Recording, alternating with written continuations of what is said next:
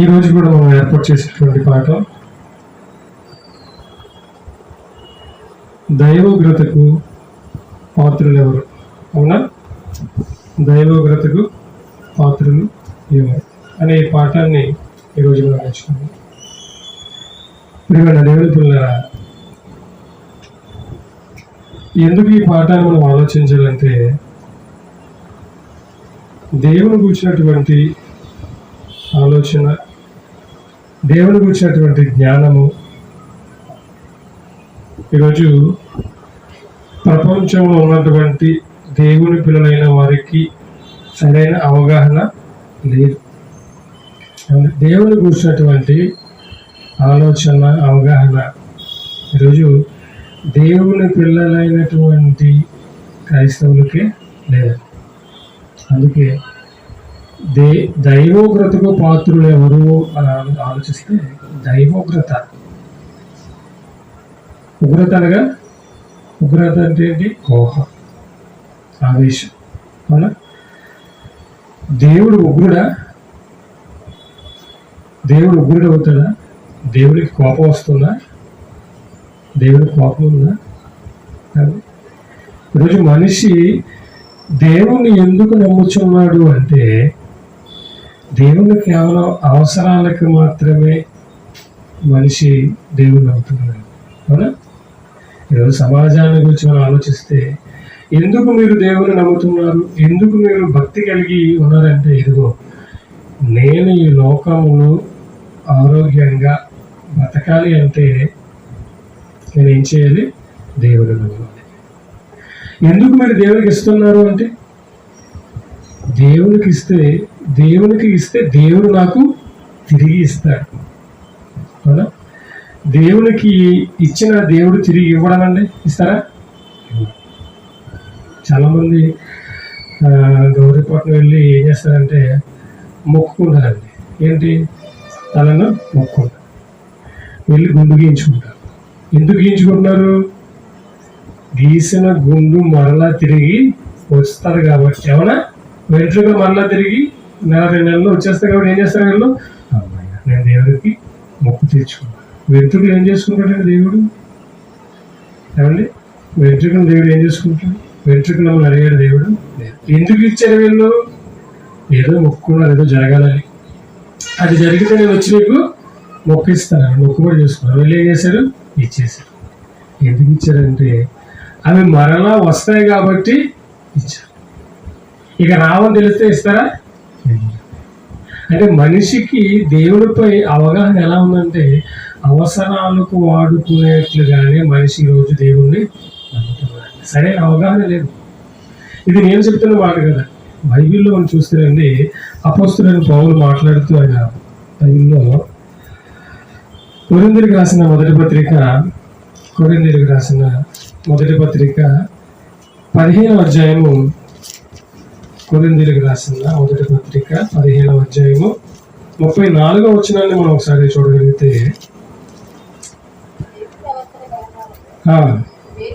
మేల్కొని పాపము చేయకుడి, దేవుని గూర్చిన జ్ఞానము కొందరికి లేదు.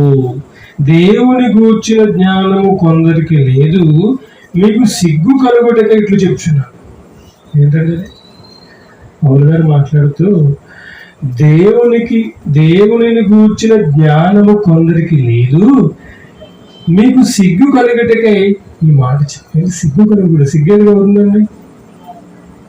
ఏమండి? సిగ్గు ఎందుకు అవుతుంది? ఎప్పుడు సిగ్గుపడదు చెప్పండి. ఈ డేట్ ఆఫ్ బర్త్ చెప్పను అనగానే కొంతమంది తెలియదండి నాకు డేట్ ఆఫ్, చాలా మంది డేట్ ఆఫ్ బర్త్ తెలియదండి. అప్పుడు ఎలా ఉంటుంది? ఏంట్రా నువ్వు ఎప్పుడు పుట్టావో నీకే తెలియదా అని బ్రతికేస్తున్నావు.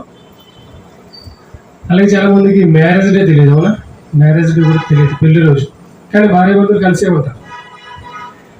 మాకు ఎప్పుడు మ్యారేజ్ అయినా తెలియదండి ఆ డేట్. కానీ ఎలా ఉంటుంది? కొంచెం చెప్పడానికి తెలియదు అని చెప్పడానికి ఎలా ఉంటుంది? వాళ్ళకి సిగ్గుగా ఉంటుందా? అలాగే దేవుని నమ్ముకుంటున్నటువంటి దేవుని ప్రజలకి ఏం లేదంట, దేవుని గూర్చిన జ్ఞానం లేదు. కొందరికి, అందరికి కాదండి. ఏమన్నా కొందరికి లేదు కాబట్టి ఇదిగో మీకు సిగ్గు కలుగుటకై ఇట్లు చెప్తున్నాను. అందుకే మనం ఈరోజు దేవుని గురించి అడగండి. మీరు ఎవరినైనా ఏమండి దేవుడు ఎలాంటి వాడు అని అడగండి, ఏం చెప్తారు? ఉదాహరణకి ఎవరిని దేవుడు అంటారంటే ఎన్ని తిట్టినా, ఏమండి ఎన్ని కొట్టినా, మాట్లాడకపోతే ఏమంటారు? అరే నేను నిజంగా దేవుళ్ళు అంటూ ఏమన్నా మాట్లాడతలేదు, ఏమన్నా పట్టించుకోవట్లేదు అంటే ఇది దేవుళ్ళు అంటూ ఉన్నాను అలా. అది ఏదైనా మనకి ఒక ప్రమాదం కానీ ఏదైనా ఒక అనుకోని సందర్భంలో ఎవరైనా వచ్చి మనకి ఏదైనా సహాయం చేశారనుకోండి, ఏం చెప్తాం? అబ్బా దేవుళ్ళ వచ్చారు నువ్వు అంటాం, అవునా? అంటే దేవుడు ఎలాంటి వాడు అనుకుంటాం? అవసరాలను తీర్చేవాడు. రెండు ఎన్ని అన్నా ఏమి అన్నా ఆఖరికి ఉమ్ము వేసినా తుడిసేసుకునే క్యారెక్టర్ ఎవరు అనుకుంటున్నాం? దేవుడు, అవునా? ఎంత చీప్ క్యారెక్టర్ దేవుడు, అంతే కదండి. దేవుడి గురించి అడిగితే ఏమంటారు చాలా మంది? ఒకరిని ఎన్ని తిట్టినా ఏమన్నా పట్టించుకోకుండా నవ్వుతూ వెళ్ళిపోయి అనుకోండి, అబ్బా ఇతను దేవుళ్ళు అనుకోవడం, ఏమన్నా పట్టించుకోదు, ఏమన్నా మాట్లాడాలి, అవునా? కానీ నిజం అది. దేవుడు అనుకోలేదా? దేవుడు పాపం లేదా? దేవుడు ఏం చేసినా చూస్తాడా? దేవుడు ఏం చేసినా సహిస్తాడా? కాబట్టి ఇదే అనుకుంటున్నాను. బైబిల్లో ఉన్నటువంటి మాటలు సమాజానికి అర్థం కాక ఏమనుకుంటుందంటే దేవుడండి ఏం చేసినా పట్టించుకోడండి, దేవుడు ఏం చేసినా పట్టించుకోడు, ఆయన అలా చూస్తూ ఊరుకోవడం అంటే అనుకుంటుంది. అందుకే ఏమైనా పోదు కదా, ఇదిగో నీతి ప్రవర్తన గలవారే మేల్కొని పాపము చేయకుడి. పాపము చేస్తున్న వాడి గురించి మాట్లాడితే ఇదిగో ఏం చేసినా దేవుడు పట్టించుకోడు అనుకుంటున్నారండి మీరు. ఏం చేసినా దేవుడు పట్టించుకోడు, ఆయన చూస్తూ వెళ్ళిపోతాడు కానీ శిక్షించడు అనుకున్నారేమో. ఇదిగో దేవుని గూర్చిన జ్ఞానము అందరికీ లేదు, నీకు సిగ్గు కలుగుటకై ఇట్లు చెప్పుచున్నాను అన్నారంటే. అంటే దేవుడు ఏం చేసినా పట్టించుకోవడానికి ఈరోజు చాలా మంది పాపాలు చేస్తుంటారు, అవునా? పవిత్రంగా బ్రతకమని చెప్పినా కానీ దేవుడి మాటను ప్రక్కన పెట్టి, దేవుని ఆజ్ఞను ప్రక్కన పెట్టి దేవునికి వ్యతిరేకంగా బ్రతుకుతారని చాలా మంది. లెక్క చేయరు దేవుడు అంటే, దేవుడు అంటే. అలాంటి వారికి సిగ్గు కలగాలని ఈరోజు దేవుడి పాటలను చెప్తున్నాడు. ఎందుకంటే దేవుడు ఏంటండి, ఆయన నువ్వు వేసినా కానీ పట్టించుకోడండి, ఏమన్నా పట్టించుకోడండి, తిట్టినా పట్టించుకోడు, కొట్టినా పట్టించుకోవడానికి సమాజం అనుకుంటుంది. కానీ దేవుడు ఎలాంటి వాడో తెలుసండి. చూడండి, కీర్తన గ్రంథము 89వ అధ్యాయము, కీర్తన గ్రంథము 89వ అధ్యాయము 7వ వచనాన్ని మనం ఒకసారి చూడగలిగితే, కీర్తన గ్రంథము 89వ అధ్యాయము 7వ వచనంలో, పరిశుద్ధ దూతల సభలో ఆయన మిక్కిలి భీకరుడు, తన చుట్టూ ఉన్న వారందరికంటే. ఏంటండి పదం? ఏమండి దేవుడి గురించి వ్రాయబడిన పదం అనేది ఎవరంటే దేవుడైనా? పరిశుద్ధ దూతల సభలో ఆయన మిక్కిలి భీకరుడు, తన చుట్టూ ఉన్న వారందరికంటే ఎవరంటైనా భయంకరుడు. దేవుని క్యారెక్టర్ ఇదా? ఇంతలా దేవుడు ఉంటాడా? అవునండి, చూసారా? పరిశుద్ధ దూతల సభలో ఆయన మిక్కిలి భీకరుడు అంటే ఆయన మాట్లాడితే వాయిస్ ఎలా కూడా తెలిసింది. ఆయన మాట్లాడితే భీకరం, గంభీరం వాయిస్ అన్నమాట దేవుడిది. సభలో, దేవదూతల సభలో దేవుడు మాట్లాడాడంటే పిన్ డ్రాప్ సైలెన్స్, అంటే పిన్ను కింద పడినా కానీ దాని శబ్దం మనకి వినిపించేస్తున్నారు. అంటే దేవుని శబ్దం ఎలాంటిదంట? భీకరం. పరిశుద్ధ దూతల సభలో దేవుడు ఎలాంటి వాడు? ఆయన భీకరుడు, తన చుట్టూ ఉన్న వారందరికంటే భయంకరుడు. అంటే దేవుడు చూస్తే భయం వేస్తుందా? భయం వేస్తుంది. ఏంటండి, ఎప్పుడు బైబిల్ ఎలాంటి మాటలు చెప్పలేదు ఏంటంటే చదవలేదు అనుకుంటున్నాం మనం, అవునా? అందుకే ఈరోజు సమాజం దేవునికి భయపడడం ఎందుకు అనుకుంటున్నారు? చూడండి, ఒక కుక్కకు భయపడతాం, ఒక పిల్లికి భయపడతాం, ఒక ఎలక్కి భయపడతాం, అన్నిటికీ భయపడతాం. కానీ దేవుడు అంటే భయం. ఎందుకు? దేవుణ్ణి సమాజానికి ఎలా పరిచయం చేశారో తెలుసా? దేవుడు అనగానే ప్రేమమయుడు, కరుణామయుడు. ఎన్ని అన్నా ఆయన పట్టించుకోడు. ఆయనకు కోపం రాదు. ఆయన శాంతమూర్తి. ఈ విధంగా సమాజానికి తెలియజేయడం వల్ల దేవుడు అంటే ఈరోజు సమాజంలో ఎవరికి భయం లేదండి. ఇంట్లో ఉన్న తండ్రి శాంతమూర్తి అనుకోండి, పిల్లలు మాట వింటారా? వింటారు. తండ్రి ఎన్ని చేసినా అలా చూస్తూ అలాగే ఓకే అలా అనుకోండి, పిల్లలు ఏం చేస్తారు? మాట వింటారు. మా డాడీ ఏమన్నా, మా డాడీ ఏమన్నా, మా డాడీ అలాగే అవునా?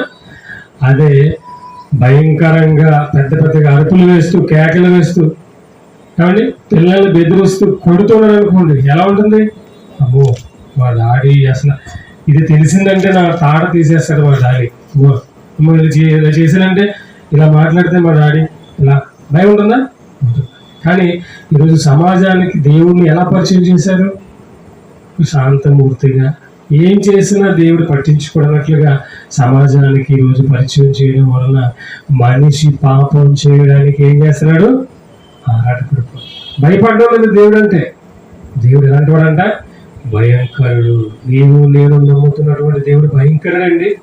ఆయన మాట్లాడితేనే ఆ శబ్దం వినే శక్తి దేవదూతులకి లేదు. భీకరుడు. అర్థమవుతుంది? భీకరుడు. అదే మరొక సందర్భం చూడగలిగితే, అదే కీర్తన గ్రంథము 7వ అధ్యాయము, కీర్తన గ్రంథము 7వ అధ్యాయము, కీర్తన గ్రంథము 7వ అధ్యాయము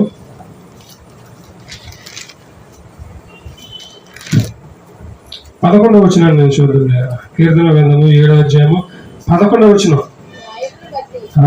న్యాయమును బట్టి ఆయన తీర్పు తీర్చును, ఆయన ప్రతి దినము కోపపడు దేవుడు. దేవుడు కోపడతాడా? దేవుడు కోపం ఉందా? దేవుడు కోపడతాడండి. ఆయన ఎలా చూడండి? ఆయన భయంకరుడు. మనం మనుషులను చూస్తే భయపడిపోతూ ఉంటాం. సినిమాల్లో విలన్ చూసి భయపడుతూ ఉంటామా? ఎందుకు? మనిషిని చంపేస్తుంటాడు కాబట్టి భయపడుతుంటాం. మీరు భయంకరుడు అండి. చాలా మంది గురించి మనం వింటుంటామండి, వాళ్ళు భయంకరుడు అండి, అయ్యో వాడితో మాట్లాడలేమండి అంటూ ఉంటారు, అవునా? కానీ నిజమైన భయంకరుడు, నిజమైన భయం ఎవరిని చూస్తే కలగాలి? దేవుడు అనే మాట వినేసరికి మళ్ళీ ఏం కలగాలి? భయం కలగాలి. దేవుడు అనే మాట వినేసరమ్మో దేవుడు, భయం రావాలి మనకి, భయం కలగాలి. ఎందుకు? ఆయన భయంకరుడు. దేవుడు భయంకరుడు. భయంకరుడు. మరలా ఏం చేస్తున్నాడు? ఆయన ప్రతి దినము ఆయన కోపడుతున్నాడు. ప్రతి దినము ఆయన కోపడుతున్నాడు. ప్రతి దినము కోపపడు దేవుడు. ఇలాంటి దేవుణ్ణి నమ్ముతున్నటువంటి క్రైస్తవుల్లో భయం ఉందండి అసలు ఎవరికైనా? ఇలాంటి దేవుణ్ణి నమ్ముతున్న మనల్లో దేవుడు అంటే ఎవరికైనా భయం ఉందా? దేవుని పేరు చెప్పగానే గజగజ వణుకుపోయే స్థితి ఎవరికైనా ఉందో చెప్పండి? లేదండి. ఎందుకు? దేవుడు భయంకరుడు. ఆయన అనుదినము కోపపడు దేవుడు అనే మాటలు బైబిల్ ఎప్పుడు చదవలేదు, ఎప్పుడు చూడలేదు. దేవుని గురించి ఎలా సమాజానికి పరిచయం చేశారంటే దేవుడు కరుణామయుడు. ఇలా చెప్పడం వల్ల ఎవరికి దేవుడు అంటే భయం లేదు. నమ్ముతున్నారు కానీ ఏదో నామకార్థ భక్తి. దేవుడి అన్న భయభక్తులు కలిగి ఉన్నారు కానీ ఏదో నామకార్థంగా ఉన్నారు కదా. నిజమైన ఆ అవగాహన దేవుడి పట్ల లేదు ఎవరికి. ఎందుకు దేవుడు కోపడుతున్నాడు, ఎందుకు దేవుడు ఉగ్రుడు అవుతున్నాడు అని మనం చూడగలిగితే అదే కీర్తన గ్రంథము 53వ అధ్యాయం చూద్దాం సార్. కీర్తన గ్రంథము 53వ అధ్యాయము 2వ వచనాన్ని చూడగలిగితే, కీర్తన గ్రంథము 53వ అధ్యాయము 2వ వచనం. వివేకము కలిగి దేవుని వెతకువారు కలరేమో అని దేవుడు ఆకాశము నుండి చూచి నరులను పరిశీలించెను. చూసారండి? వివేకము కలిగి దేవుని వెతికివారు కలరేమో అని దేవుడు ఆకాశం నుండి చూస్తుంటే ఏమైపోయారంటే వీళ్ళు? వారందరూ మరొచ్చును వారందరూ దారి తొలగి బొత్తిగా చెడి ఉన్నారు. ఒకడును తప్పకుండా అందరూ చెడి ఉన్నారు. మేలు చేయవారు ఎవ్వరూ లేడు, ఒక్కడైనను లేడంటే. చూసారా ఎందుకు దేవుడు ప్రతిదినము కోపడుతున్నాడంటే? మరి కోపడండి, దేవుడు కోపడ చెప్పండి. ఒక్కడు కూడా ఏమంటే వివేకము కలిగి దేవుని వెతకాలి. ఎలా వెతకాలి దేవుణ్ణి? వివేకము కలిగి. వివేకం లేకుండా వెతికితే అంటే దేవుని వెతికి వారిలో ఏం కావాలి? వివేకం కావాలి. ఏంటి వివేకం? ఏంటి వివేకం అంటే ఏంటి? అవివేకం అంటే ఏంటి? చెప్పండి ఒకసారి. తెలుసా వివేకానికి అవివేకానికి? వివేకం ఆ చెట్టు ఉందనుకోండి, చెట్టును చూసి చేసింది దేవుడే అని చెప్పండి, మీరు వివేకవంతులు. ఆ చెట్టును చూసి బొట్టు పెట్టి దండం పెట్టారు అనుకోండి, అది అవివేకం. అవునా? అర్థమవుతుందా? ఒక చెట్టును చూసి అది చెట్టుది, ఆ చెట్టును చేసింది దేవుడు అని నువ్వు నమ్మితే అది వివేకం. కానీ ఆ చెట్టే దేవుడు దానికి మొక్కితే అదేంటది? అవివేకం కదా. అలాగే దేవుడు ఎలా వెతకమన్నాడు మనిషిని? వివేకము కలిగి వెతకాలి దేవుణ్ణి. ఈరోజు వెతుకుతున్న వారు వేలల్లో, లక్షల్లో, కోట్లలో ఉన్నారండి. కానీ వాళ్ళలో ఏమి లేదు? వివేకం లేదు. వివేకం లేకుండా దేవుని మీద భయభక్తులు కలిగి ఉంటే అది దేవుడు నచ్చుతుందా? నచ్చదు. అందుకే దేవుడు ఆకాశమును చూస్తే ఇదంతా ఎలా ఉన్నారంట? వారందరూ దారి తొలగి బొత్తిగా చెడి ఉన్నారు, ఒక్కడను తప్పకుండా అందరూ చెడి ఉన్నారు. కాబట్టి దేవుడికి ఏమొస్తుంది? కోపం వచ్చేస్తుంది. కోపం వచ్చేస్తుంది. అందుకే దేవుడు ఎవరు ప్రతి దినము కోపపడు దేవుడు. ఏమండి, ఉదాహరణకి మనం చూస్తే ఇంట్లో ఒక తండ్రి ఉంటాడు. పిల్లలు చెప్పని మాట వినకపోతే తండ్రి కోపం వస్తుందా? వస్తుంది. ఏమండి, నేను పిల్లల్ని పెంచి పెద్ద చేసి అన్నీ చేస్తుంటే వీళ్ళ మాట వినడం లేదే అని కోపడ్డా? కోపం. అలాగే స్కూల్లో టీచర్ కోపడుతుంది. ఎందుకు కోపడుతుంది? ఆమె తనకున్నవన్నీ పక్కన పెట్టుకుని నీకు పాఠాన్ని బోధించి నేను ఒక ప్రయోజకుని చేయాలని, నేను ఒక గొప్పవాడిని చేయాలని ప్రయాసపడుతూ, ఏమండి ఆమె ఉద్యోగం చేసేందుకు జీతం తీసుకున్నప్పటికీ నీకు అర్థం అవ్వాలి, నీ భవిష్యత్తు మారాలి, నువ్వు ప్రయోజకుడు కావాలని ఆమె నీకు నచ్చిన విధంగా, నీకు అర్థమయ్యే విధంగా పాఠం బోధించినప్పటికీ నువ్వు ఫెయిల్ అవుతున్నావు అనుకోండి, టీచర్ కోపం వస్తుందా? మరి ఎన్నిసార్లు చెప్పినా నీకు ఎందుకు ఆ పాఠం అర్థం కావట్లేదు? కొడుతుందా? హోంవర్క్ చేయకపోతే కొడుతుంది. ఎందుకు? నీ బ్రతుకు బాగోవాలని, నీ భవిష్యత్తు బాగోవాలని కొడుతుంది. అవునా? అలాగేనండి, ఈరోజు దేవుడు కూడా ఏం చేస్తున్నాడట? కోపపడుతున్నాడు. ఎందుకు? వివేకము కలిగి అసలు దేవుడు ఉన్నాడని, సృష్టిని చేసింది దేవుడు అని ఏ ఒక్కరు ఆలోచించుకున్నారు. అందరూ ఏమైపోయారంట? దారి తొలగిపోయారు. ఒక ఉద్యోగంలో ఒక అధికారి నీకు జీతం ఇచ్చే అధికారి నువ్వు ఉద్యోగం సరిగా చేయకపోతే కోపడతాడా? కోపడతాడు. నీకు వేలకు వేల జీతం ఇస్తున్నారు కదా, ఏం చేస్తున్నారు మీరు? కోపడతాడా? ఈ భూమి మీద ఉన్నటువంటి తల్లిదండ్రులు, ఏమంటే పాఠాలు చెప్పే మాస్టర్లు, జీతాలు ఇచ్చే అధికారులు, వీళ్ళకే మనుషుల మీద కోపం వస్తుంటే మరి సృష్టిని చేసి సృష్టిలో ఉన్నవన్నీ ఇచ్చి దేవుని మాట వినకపోతే, దేవునికి లోపడకపోతే దేవుడు కోపడ్డా? కానీ మనిషి కోపం ఎంత చెప్పండి? మనిషి కోపం ఎంతండి? ఈ రోజు ఉంటే రేపు మహా అయితే మనిషి కోపం వస్తే ఏం చేస్తాడు?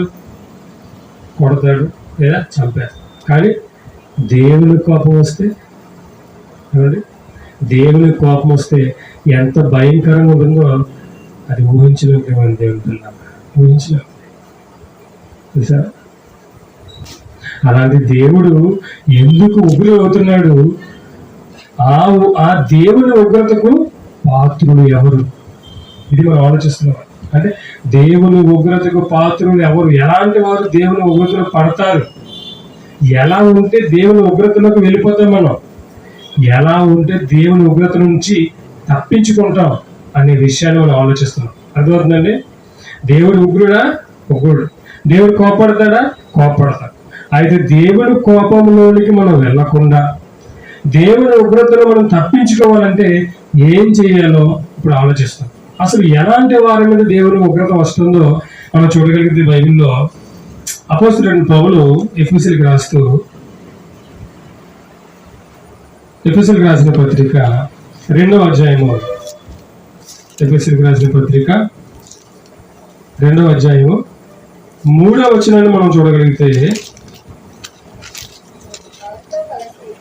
ఎఫెసీయులకు రాసిన పత్రిక 2వ అధ్యాయము 3వ వచనం, వారితో కలిసి మనమందరమును శరీరం యొక్కయు మనసు యొక్కయు కోరికలు నెరవేర్చుకొనుచు మన శరీరాలను అనుసరించి మునుపు ప్రవర్తించుచు కడమ వారి వలె స్వభావ సిద్ధముగా దైవోగ్రతకు పాత్రులమై ఉంటుంది. దేవుని ఉగ్రత తెలుసుకున్నాం, దేవుడు ఉగ్రుడని. అయితే ఆ దేవుని ఉగ్రతకు పాత్రులు ఎవరవుతారు, ఎలాంటి వారు అవుతారు, ఆ ఉగ్రత నుంచి తప్పించుకోవాలంటే ఏం చేయాలని ఆలోచిస్తానండి. ఎవరు దేవుని ఉగ్రతకు పాత్రులు అవుతారంటే ఏమండి, ఇదిగో శరీరం యొక్కయు మనసు యొక్కయు కోరికలను నెరవేర్చుకొనుచు మన శరీరాలను అనుసరించి మునుపు ప్రవర్తించుచు కడమ వారి వలనే స్వభావ సిద్ధముగా దైవోగ్రతకు పాత్రులమై ఉంటుంది. అంటే శరీరేచ్ఛలు అనగా శరీర కోరికలు, మనసు యొక్క కోరికలను ఎవరైతే నెరవేర్చుతారో వాళ్ళందరి మీద ఏముంటుందంట? దైవోగ్రత. అర్థమవుతుందండి? దైవోగ్రతకు పాత్రులు ఎవరు అంటే ముందుగానే దేవుడు అన్ని విషయాలు చెప్పేసాడండి. చెప్పదంటూ ఏదీ లేదు. ఎవరు దేవుని యొక్క ఉగ్రతకు బలవుతారో, ఎవరు దేవుని యొక్క ప్రేమకు పాత్రలు అవుతారో, ఈ విషయాలన్నీ దేవుడు చెప్పేశారు. విన్న మనము మన జీవితాలను సరిచేసుకుని బ్రతికితే అదృష్టవంతం. అవునా? విన్న వాక్యాన్ని మన జీవితాలకు ఆపాదించుకుని మన జీవితాలను ఒకవేళ ఈ వాక్యానికి వ్యతిరేకంగా ఉందేమో తెలుసుకుని దానిని సరిచేసుకుంటే ఇదిగో మనకంటే భూమి మీద అదృష్టవంతులు ఎవరు లేరండి. ఈరోజు దేవుడు ఈ అవకాశాలు మనకి ఎందుకు ఇచ్చాడు? ఈరోజు దేవుడు ఎందుకు ఈ మాటలు మనకు చెబుతున్నాడు? ఒకవేళ ఈ వాక్యానికి వ్యతిరేకమైనటువంటి ఆలోచనల్లో నేను ఉన్నానేమో, నేనేం చేసుకోవాలి? సరి చేసుకోవాలి. ఏమండి, ఉదయం లేచిన వెంటనే ఈరోజు డేట్ ఎంత చూస్తాం, ఈరోజు ఏం చేయాలో ఆలోచిస్తాం, ఎక్కడికి వెళ్ళాలో చూస్తాం, కానీ ఒకటి మర్చిపోతాం, దేవుడు మనకిచ్చిన సెకండ్ ఛాన్స్. అవునా? మనకు రోజు మనకు వచ్చిందంటే, మనకు ఉదయం మనం కళ్ళు తెరిచామంటే దేవుడు మనకిచ్చిన అవకాశం. ఈ అవకాశాన్ని ఎందుకు ఇస్తున్నాడు? మనలో దేవుడు ఇంకా మార్పుని కోరుకుంటున్నాడు. మనం మారాలని దేవుడు ఆశపడుతున్నాడు. ప్రియమైన దేవుని పిల్లల, నేను మారానండి, నేను దేవుడు చెప్పినట్లుగా జీవిస్తున్నానండి. అయితే దేవుడు పనిని చేయాల్సిన బాధ్యత మనపై ఉంది కాబట్టి మనకు అవకాశం ఇస్తున్నాడు. అర్థమవుతుందండి? ఇదిగో శరీరం యొక్కయు మనసు యొక్కయు కోరికలు నెరవేర్చుకునే వారి మీద దైవోగ్రత. దైవోగ్రత ఏంటండి? శరీరానికి కోరికలు ఏంటి? మనసు కోరికలు ఏంటి? ఏముంటాయి శరీరానికి కోరికలు? ఏముంటాయి చెప్పండి. ఈ శరీరానికి ఏం కోరికలు ఉంటాయి? మట్టి నుండి వచ్చినాయి కదా, మట్టి నుండి వచ్చినటువంటి ఈ మట్టికి ఏం కోరికలు ఉంటాయి? మట్టి మీద ఉంటుంది. అవునా? ఎప్పుడు చూడండి తినడమే, తిండి తిండి, తర్వాత నిద్రపోవడం, నిద్ర, తర్వాత నేత్రాశ. అవునా? ఇవన్నీ ఏదో చూడాలి, ఏదో చేయాలి, చూసేసామండి. తర్వాత ఏదో తినాలి, తినేసామండి. తర్వాత ఏం చేయాలి? నిద్రపోవాలి. అంతేనా? ఏమంటే ఎంత తిన్నా సరే ఆకలి వేడి మానేస్తుందా? ఆకలి మరలా వేస్తుంది. ఎంత నిద్రపోండి ఇంకా చాలంటుందా? మరలా నిద్ర వస్తుంది. ఎంత తిరిగినా సరే ఇక చాలంటుందా? మళ్ళా తిరగాలనిపిస్తుందండి. శరీర కోరికలు, మనసు యొక్క కోరికలు. అర్థమవుతుందా? ఈరోజు మనం ఆలోచిస్తే ఈ శరీర కోరికలు నెరవేర్చడానికి ఈ మనిషి ప్రయాసపడుతున్నాడు తప్ప, ఈ కోరికలు ఎవరైతే నెరవేరుస్తారో వీళ్ళపైన దేవుని ఉగ్రత వస్తున్న విషయాన్ని మనిషి కూడా మర్చిపోయాడు. దేవుని. ఎందుకే చూడండి, తిండి విషయానికి ఆలోచిస్తే కాబట్టి మనం కొన్ని తింటాం. చైనా వాళ్ళ గురించి ఆలోచిస్తారండి, ఇక వాళ్ళకి పామని లేదు, కప్పని లేదు, పురుగని లేదు. కాబట్టి ఇక అన్ని తినేస్తారు వాళ్ళు. మన పామును చూస్తే భయపడతాం. కాబట్టి గొంగళ గురించి చూస్తే అసహ్యించుకుంటాం. వాళ్ళు గొంగళ గురించి చూడగలం, బా మంచి టేస్ట్ దొరికింది రోజు. బొద్దింకలు చూస్తే పారిపోతాం మనం. వాళ్ళు బొద్దింకలు ఫ్రై చేసుకుని తింటారండి వాళ్ళు. చూసారా? వాళ్ళు ఎలకలు మొత్తం అన్ని వాళ్ళు తినడానికి ఏది లేదు. ఎందుకు దేవుడు ఈ జీవరాశులు ఎందుకు ఇచ్చాడు? తినడానికి ఇచ్చాడా? లేదండి. వాటిని చూసైనా మనిషి దేవుడు ఉన్నాడని నమ్ముతాడని దేవుడు ఇస్తే వాళ్ళు ఏం చేస్తారు? తినడానికే వచ్చింది కాబట్టి తినాలని చెప్పి ఇక అది లేదు ఇది లేదు అన్ని తినేస్తారు వాళ్ళు. ఏమండి? అన్ని తినేస్తారు. అన్ని తినేసి శరీరాన్ని సుఖపెట్టుకోవాలనుకుంటారు. శరీరం యొక్క కోరికల చెప్పున వాళ్ళు నడవాలనుకుంటారు. ఒక ధనవంతుడు తెలుసా మీకు? ధనవంతుడు లాజరు తెలుసా? ధనవంతుడు ఏం చేస్తాడంట? ధనవంతుడు ఏం చేసి తెలుసా? ఒకసారి సందర్భానికి చూద్దాం. లోకాసు వార్త 16వ వచనం. లోకాసు వార్త 16వ వచనం 19వ వచనం మనం చూడగలిగితే 19వ వచనాన్ని, ధనవంతుడు అక్కడ ఉండెను, అతడు ఓదా రంగు బట్టలను సన్నపు నారపు వస్త్రములను ధరించుకుని ప్రతిదినము బహుగా సుఖపడుచుండెను. ఏమండి? బహుగా ఏం చేశాడంట? సుఖం. ఏం కోరుతుందండి శరీరం? ఎక్కడ బయటకు వెళ్తుంది అనుకోండి, షర్ట్స్ నలిగిపోయింది, మంచి షర్ట్ వేసుకుని నలిగిపోయింది షర్ట్ వేసుకెళ్తే బయట ఏమనుకుంటారు? అవునా? వాచ్ పెట్టుకుని వాచ్ కనపడుతుంది, వాచ్. తర్వాత షూ వేసుకోండి. అంటే శరీర కోరికలు. కాబట్టి చక్కగా నీట్గా దూకోండి. ఇంకా ఆడవాళ్ళు అయితే బంగారం పెట్టుకోవాలి, పట్టీలు పెట్టుకోవాలి, చెవులు పెట్టుకోవాలి. అంటే ఇవన్నీ ఈ కోరికలు ఎవరికి ఉంటాయి? శరీరానికి ఉంటాయి. ధనవంతుడు ఏం చేశాడంట? ధనవంతుడు అతడు ఓదారంగ బట్టలను సన్నపు నార వస్త్రములను ధరించుకుని ప్రతి దినము మనం ఎప్పుడు సుఖపడతామండి? వారం అంతా కష్టపడి ఏమండి ఆదివారం ఒకరోజు రెస్ట్ తీసుకుంటాం. అవునా? పనికి వెళ్ళేవారు. కానీ ధనవంతుడు కాబట్టి ఇతనికి పనికి వెళ్ళే అవకాశం లేదు, అవసరం లేదు. ఇతను ఏం చేశాడంట? ఇదిగో ప్రతి దినము తన శరీరాన్ని సుఖపెడుతున్నాడు. సుఖపెట్టిన తర్వాత ఏమైపోయాడైనా?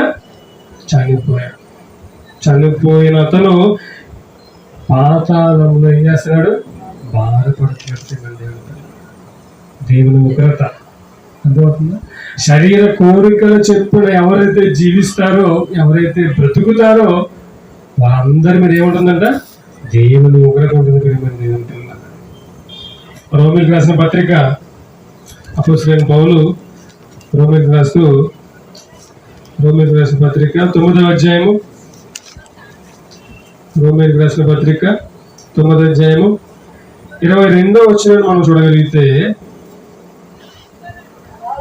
అలాగూ దేవుడు తన ఉగ్రతను అగపరచుటకు తన ప్రభావమును చూపుటకును ఇచ్చించిన వాడై నాశనమునకు సిద్ధపడి ఉగ్రతాపాత్రమైన ఘటములను ఆయన బహు దీర్ఘ శాంతముతో సహించిననేమి, మరియు మహిమ పొందుటకు ఆయన ముందుగా సిద్ధపరిచిన కరుణా పాత్ర ఘటముల ఎడల. చూడండి, అలాగే దేవుడు తన ఉగ్రతను అగపరుచుటకును తన ప్రభావమును చూపుటకును ఇచ్చయించిన వాడై. ఇష్టపడుతున్నాడా దేవుడు? తన కోపాన్ని చూపించడానికి ఇష్టపడుతున్నాడండి. అవునండి. అలాగూ దేవుడు తన ఉగ్రతను అగపరుచుటకు, 21వ వచనంలో, ఒక ముద్దలో నుండి ఒక ఘటము ఘనతకును, ఒకటి ఘనహీనతకును చేయుటకు మంటి మీద కొమ్మని వారికి అధికారము లేదా అని చెబుతూ, ఇదిగో అలాగే దేవుడు తన ఉగ్రతను అగపరచుటకు తన ప్రభావమును చూపుటకు ఇచ్చయించిన వాడై. తన ఉగ్రతను చూపిస్తాడా దేవుడు? చూపిస్తాడు. ఎలా చూపిస్తాడు దేవుడు తన కోపాన్ని? చైనా ప్రెసిడెంట్ ఏం పేరైనా జిన్పింగ్ అని ఒక అతను ఉన్నాడు కదా, ఆయన ఏం చేశాడు? ఆయన ఇదిగో నేను మీకు ఇల్లు ఇచ్చాను, హాస్పిటల్స్ కట్టించాను, స్కూల్స్ కట్టించాను, ఆహారం ఇస్తున్నాను, అన్నీ ఇచ్చేది నేనైతే మీరేంట్రా యేసుబాబు ఫోటో ఏంటి ఆయన రక్షకుడు అంటున్నారు అన్నాడా? అన్నాడు.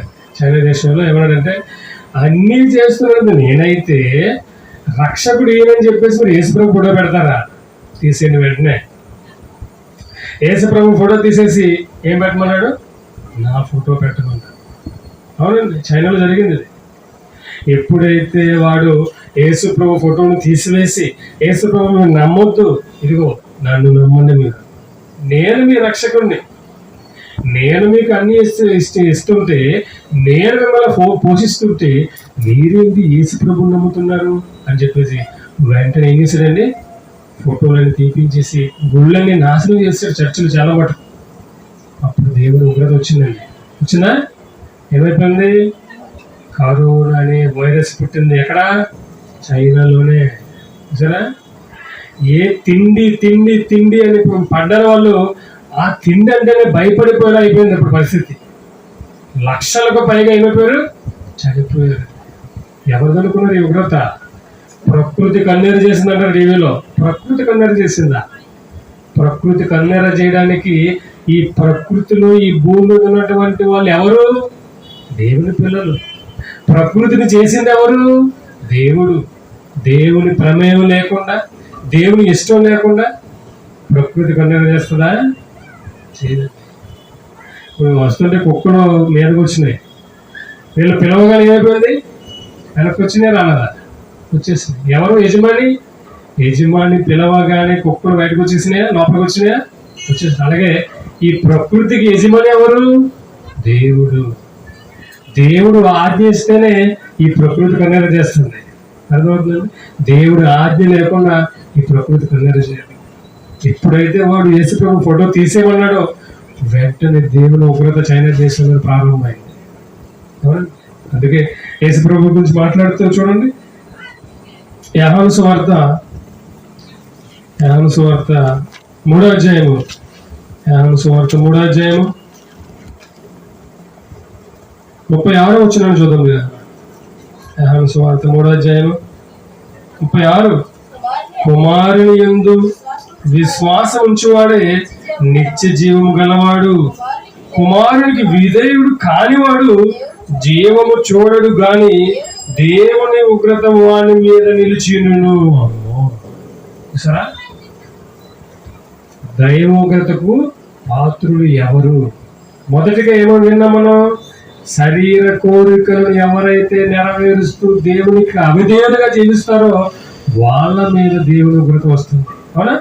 రెండవది, కుమారుని యందు ఎవరైతే విశ్వాసం ఉంచారో, యేసుక్రీస్తు నందు ఎవరైతే విశ్వాసం ఉంచారో వాళ్ళ మీద ఏముంటుందంట? దేవుని ఉగ్రత వాని మీద నిలిచియుడు. అలాగా దేవుని కోపం. ఎందుకు?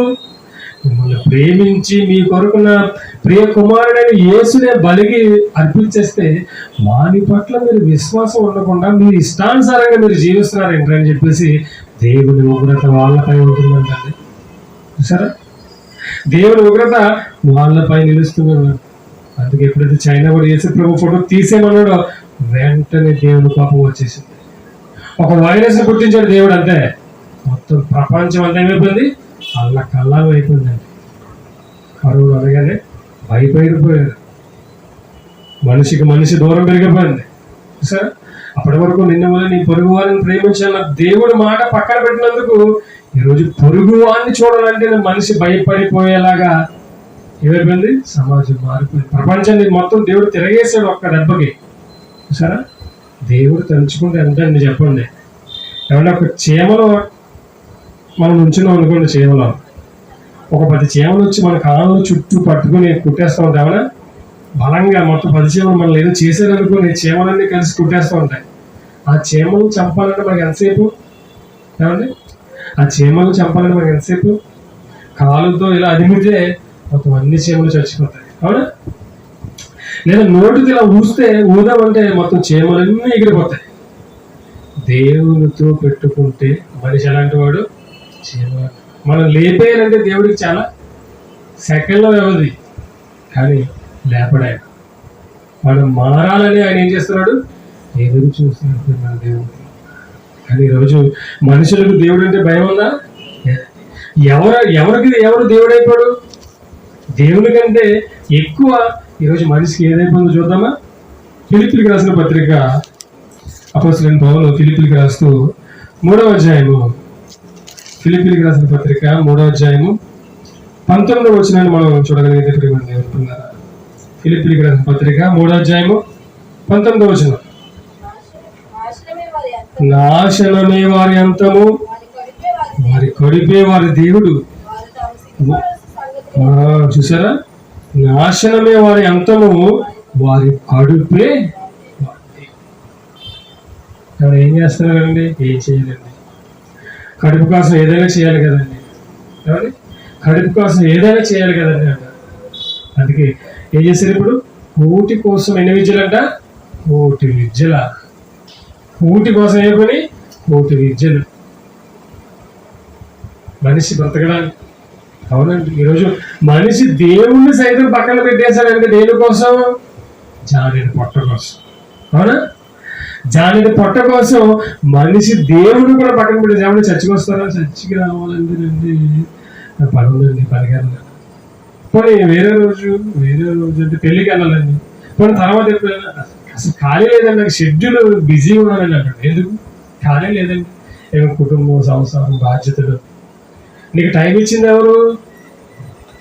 కాబట్టి మనకు టైం ఇచ్చింది ఎవరు? దేవుడు. టైం ఇచ్చిన దేవునికి టైం లేదు నీ దగ్గర, అంతేనా? సమయం ఇచ్చిన దేవునికి సమయం అవ్వడానికి ఈరోజు మనిషి దగ్గర లేదండి. ఎందుకు రాలేదంటే ఏదో ఒకటి చెప్తారు, అలాగండి, ఎలాగండి, అదండి, ఇదండి. నీకు సమయాన్ని ఇచ్చి నేను జీవింపజేస్తున్నది ఎవరు? దేవుడు. అలాంటి దేవుడికి సమయం ఇవ్వడానికి ఏం లేదు దగ్గర? బిజీ ఏం లేదు. ఎప్పుడు చూడండి ఫోన్ చేస్తే బిజీ వస్తుంది, ఎప్పుడు చూడండి నెట్వర్క్ లేదంటుంది. ఎప్పుడు మనిషి బిజీ. ఎందుకు అంటే ఇది జానెడు పొట్టను నింపుకోవడానికి ఈరోజు మనిషి బిజీ అయిపోయి. అందుకే దేవుని ఉగ్రత వస్తుందంట మనుషుల మీదకి వస్తుంది. సృష్టి అంతా ఇచ్చాడు దేవుడు, ఇచ్చాడు. గాలిని ఇచ్చాడు, నీరుని ఇచ్చాడు, అన్నీ ఇచ్చాడు దేవుడు, అన్నీ అనుభవిస్తున్నాం. కానీ దేవుని గూర్చి వినమంటే విన్నాం, దేవుడి గురించి బ్రతకమంటే బ్రతకడం, దేవుడు చెప్పినట్లు జీవించమంటే జీవించడం. ఏమండి? ఎలా ఉంటుందండి మనకి? చెప్పండి ఒకసారి. మన నుంచి అన్నీ తీసుకుని, మన దగ్గర నుంచి అన్నీ పట్టుకెళ్ళి ఏదైనా ఒక మాట మనం అన్నాం అనుకోండి, వెంటనే సీరియస్ అయిపోయి అనుకో, ఎలా ఉంటుందండి మనకి? కోపం వస్తుంది రాదు. ఒకవేళ మన నుంచి ఏది ఆశించకుండా మనం చెప్పినట్టు వినకపోతే మనం పట్టించుకో, అవునా? అలాగే దేవుడి నుండి అన్ని ఆశించి ఒకవేళ నువ్వు దేవుడు చెప్పినట్లుగా నువ్వు వినాలని లేదనుకోండి, గాలి పీల్చడం మానేయండి, నీరు తాగడం మానేయండి, అంతే కదండి. దేవుడు అంటే మీకు ఇష్టం లేదు, ఆయన చెప్పిన మాట ప్రకారం మీరు నడవలేరు, ఆయనకి మీరు లోపలేరు. కాబట్టి ఏం చేయాలి? దేవుని నుంచి ఏదైతే నువ్వు తీసుకుంటున్నావో అవన్నీ వదిలే. బ్రతకగలమా? ఉండగలమా భూమి మీద? ఏంటండి, దేవుడిచ్చినవన్నీ అనుభవించి దేవుని కోసం బ్రతకమంటే బ్రతకపోతే దేవుడి కోపం వస్తుందా? చెప్పండి. ఏదైనా ఒక వస్తువు తీసుకున్న మనం అతనికి ఎలా లోబడి ఉంటాం? ఎవరి దగ్గర అప్పు చేసాం అనుకోండి, అతను రాగానే ఎంత గౌరవంగా మాట్లాడతాం, ఇచ్చేస్తాం. కొంచెం ఇబ్బంది ఉంది, వచ్చే ఇస్తావునా? ఎందుకు? అతనికి బాకీ ఉన్నాం మనం. మరి దేవుడికి మనం ఎంత బాకీ ఉన్నాం చెప్పండి? ఇప్పటి వరకు ఎన్ని కోళ్ళు తినేసాం, ఎన్ని మేకలు తినేసాం, ఎంత గాలి పీల్చేసాం మనం, ఎంత వాటర్ తాగాం మనం, ఎంత రుణపడి ఉన్నాం దేవునికి, ఎంత బాకీ ఉన్నాం దేవునికి. మరి దేవుడు చెప్పినట్లు నడవాలా వద్దా? ఏమండి? దేవుడు చెప్పినట్లు బ్రతకాలా వద్దా? నేను బ్రతకను, నేను మారను, నా ఇష్టం అంటే దేవుని ఉగ్రత ఏమవుతుంది? మీ మీద నిలుస్తుంది. చూడండి మరో అధ్యాయం, ఎఫెసీయులకు రాసిన పత్రిక. ఇంకా ఎలాంటి వారి మీద దేవుని ఉగ్రత ఉంటుందో మనం తెలుసుకుని అటువంటి ప్రవర్తనను మనం మార్చుకుంటే మనం అదృష్టవంతులు అండి. ఎఫెసీయులకు రాసిన పత్రిక 5వ అధ్యాయము, పౌలు ఎఫెసీయులకు రాస్తూ 5వ అధ్యాయము 4వ వచనం నుంచి మనం చూసినట్లయితే, ఎఫెసీయులకు రాసిన పత్రిక 5వ అధ్యాయము 3వ వచనం నుంచి, మీలో జాగ్రత్తగా వినాలండి, చాలా జాగ్రత్తగా వినాలి. చూడన్నా, మీలో జాగ్రత్తమే గాని ఏ విధమైన అపవిత్రతే గాని లోభత్వమే గాని వీటి పేరైనను ఎత్తకూడదు. వీటి పేరైనను ఎత్తకూడదు.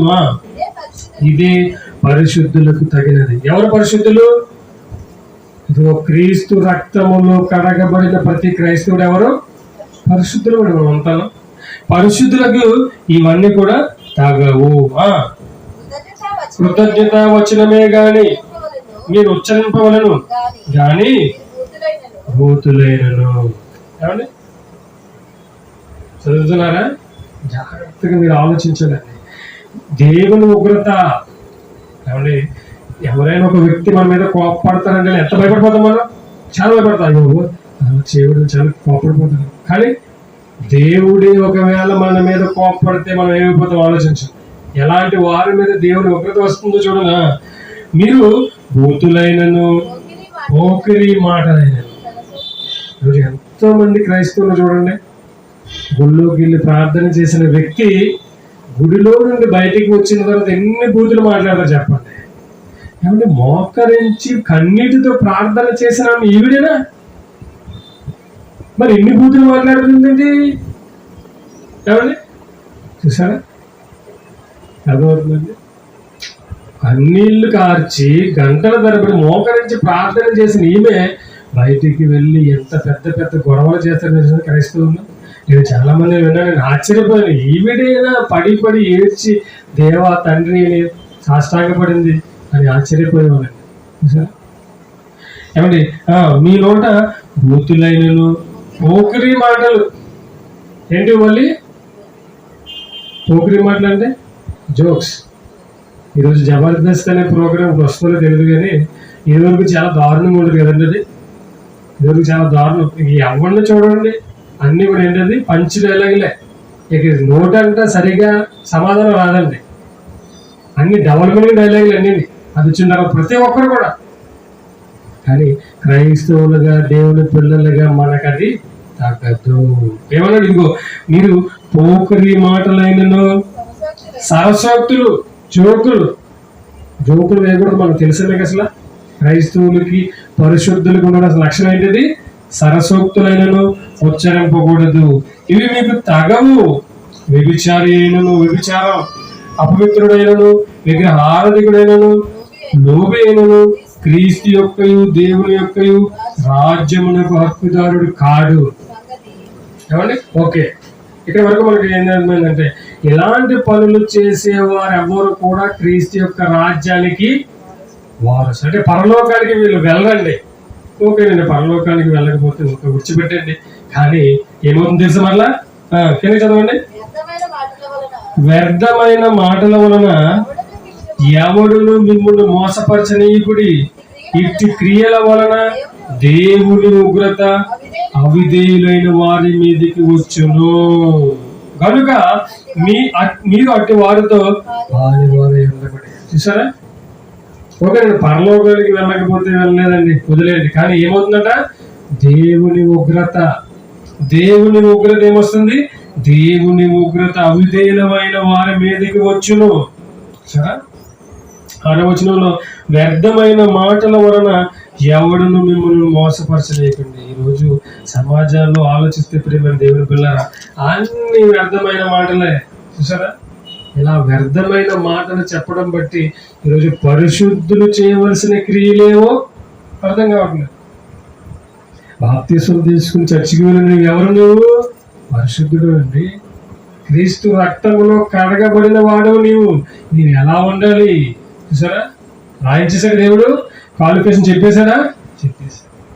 చెప్పిన తర్వాత, చదివిన తర్వాత, విన్న తర్వాత మన జీవితాన్ని మార్చుకోకపోతే ఎంతకాలం బతుకుతుంది భూమి మీద? గ్యారంటీ ఉందా?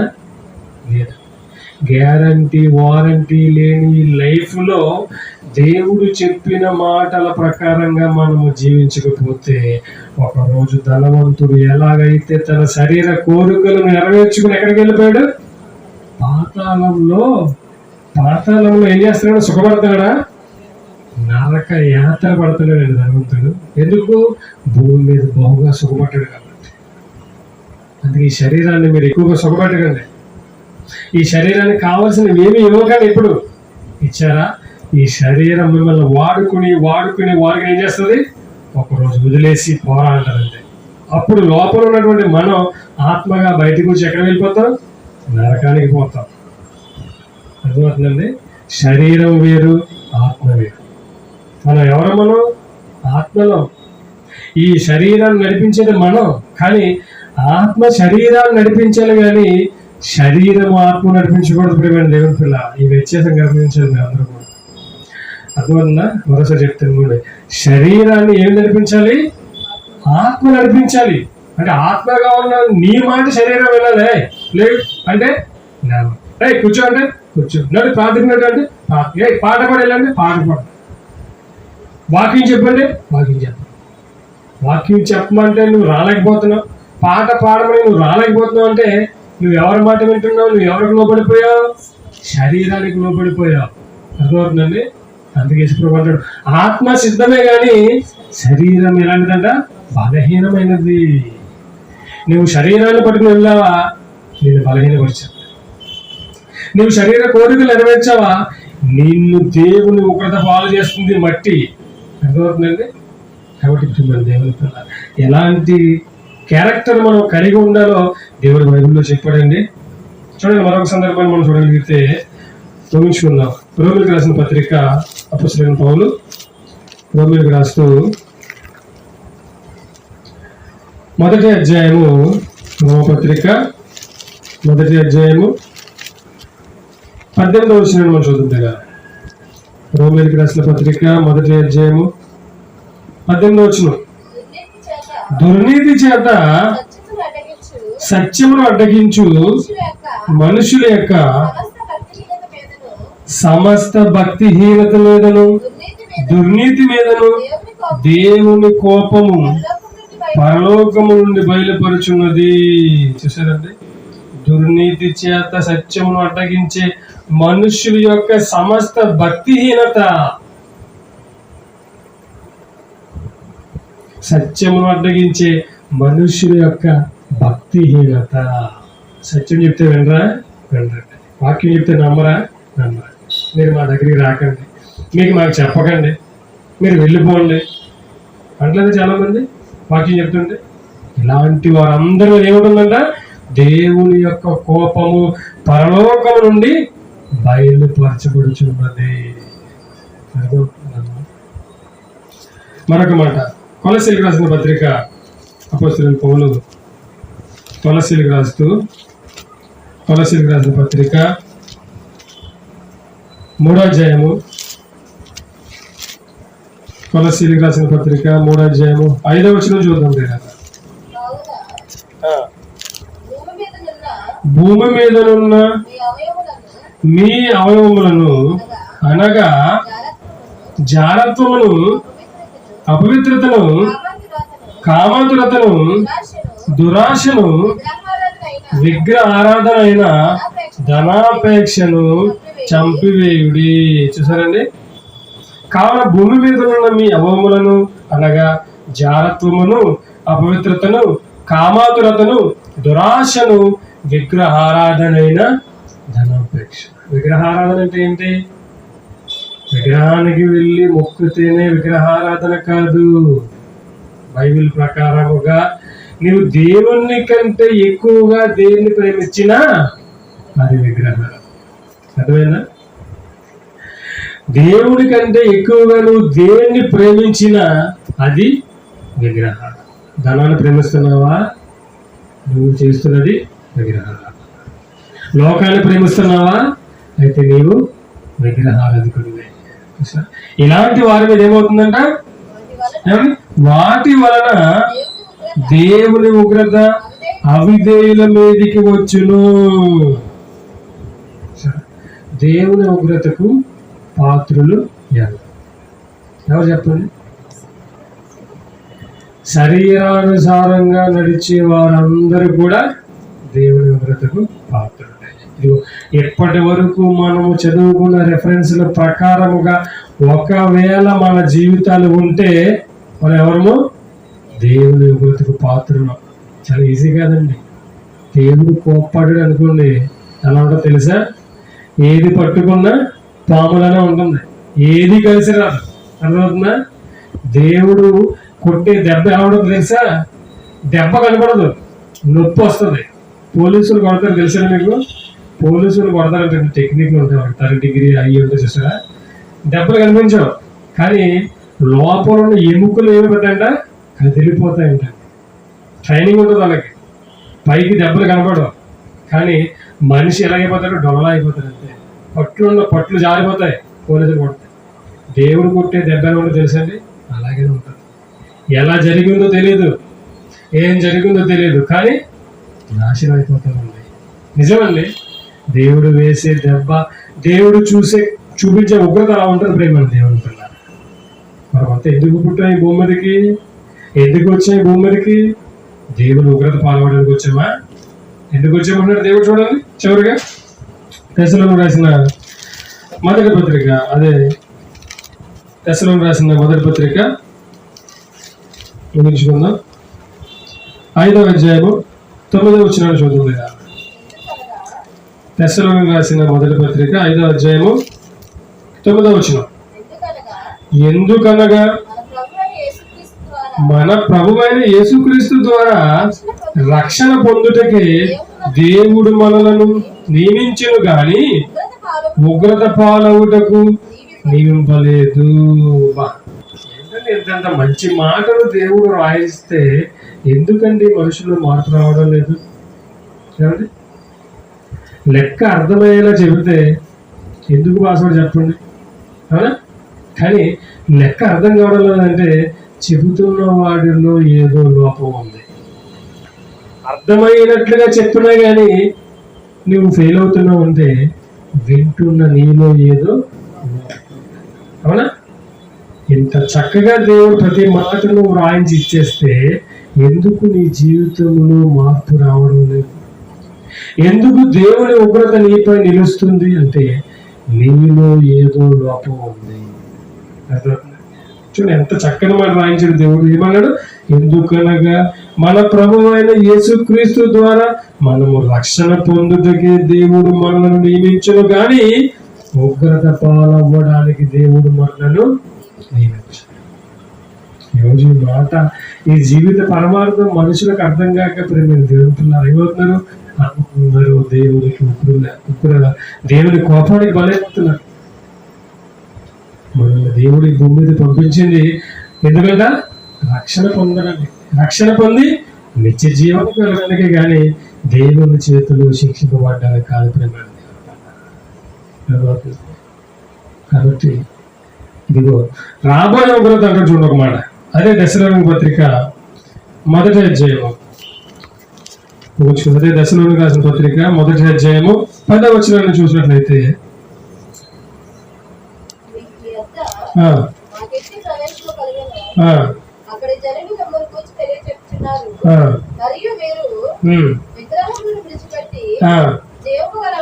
జీవము గలవాడును సత్యవంతుడునకు దేవునికి దాసులగుటకు దేవుడు మృతుల్లో నుండి లేపిన యేసు అనగా రాబో ఉగ్రత నుండి మనలను తప్పించుచున్న ఆయన కుమారుడైన యేసు పరలోకము నుండి వచ్చునని ఎదురు చూచుటకును మీరెలాగూ దేవుని వైపులకు తిరుగుతారో ఆ సంగతి వారే తెలియజేసు. చూసారా ఏముంది? రాబో ఉగ్రత నుండి. ఇదిగో దేవుని అవిధేయులుగా మనం బ్రతికితే ఈ భూమి మీద దేవుని కోపాన్ని అనుభవించాలి. తర్వాత చచ్చిపోయిన తర్వాత నరకంలో కూడా దేవుడు కోపాన్ని ఉంచాలి. ఏం చేస్తారు? మనసు మార్చుకుని జీవితాన్ని మార్చుకుని దేవుడు రాయించిన మాటల ప్రకారంగా జీవిస్తే దేవుని ప్రేమకు ఏమవుతారు? పాత్రలు అవుతారు. లేదా ఈ శరీరాన్ని చెప్పే కోరికలు నెరవేర్చుకుంటూ ఈ శరీరానుసారంగా ఈ లోకంలో జీవిస్తే దేవుని కోపానికి మనము పాత్రలే. అదే చదివిన రెఫరెన్స్ గుర్తున్నాయా? కాబట్టి ఇప్పుడు దేవుని పిల్లలు ఎవరు దేవునికి దైవభక్తికి పాత్రలు అంటే ఇదిగో ఈ శరీరాన్ని ప్రేమించి జీవిస్తున్న ప్రతి ఒక్కరు కూడా దేవుని ఉగ్రతకు పాత్రలు అవుతారు. ఎవరైతే దేవుని ప్రేమను గుర్తిరిగి ఇదిగో బైబిల్లో రాయబడిన మాటలు మీరు పరిశుద్ధులకు తగినట్లుగా మీరు జీవిస్తారో మీరందరూ దేవుని యొక్క ప్రేమకు పాత్రలు అవుతారు. అంటే పరలోకానికి వారసులు. అలా మీరందరూ ఉండాలని కోరుకుంటూ ఇలా మాటలు ముగిస్తున్నాను. ప్రార్థన చేసుకుంటాను.